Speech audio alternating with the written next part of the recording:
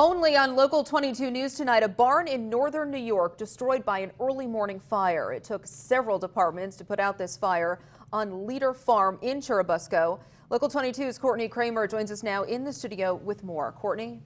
Good evening, Lauren. No one was hurt in the fire, but farmers did lose 25 animals. Luckily, the wind was on fire crew's side this morning as it was blowing the flames away from the family's home, which was saved.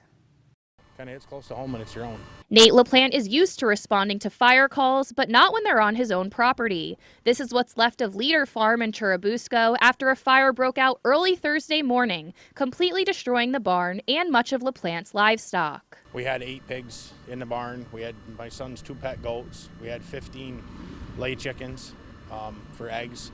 Luckily, his nearly 200 meat chickens weren't in yet, and his cattle were next door. LaPlante said he and his father-in-law were doing chores around the farm when a passerby alerted them to the fire shortly before 8 a.m.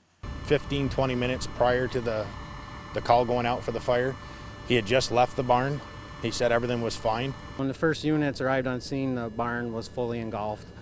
With the wind and minimal manpower during the day, there was no chance. The Churubusco Fire Department, along with more than 5 other agencies, were on scene for hours working to put out the flames. Excavators were also called in to lift and separate pieces of tin so firemen could reach the hay and wood still burning underneath. When the roof and everything collapses, the tin's on the outside, it doesn't go away, but the wood underneath continues to burn.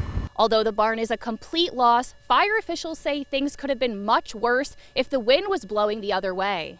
That's very possible. We could have lost the house too. Normally the prevailing winds come from the west, and the house would have been downwind from it. As for Nate and his family, he says they'll move forward from this tragedy and work to rebuild their farm. Oh yeah, we're going to clean the mess up and we'll rebuild and put something back.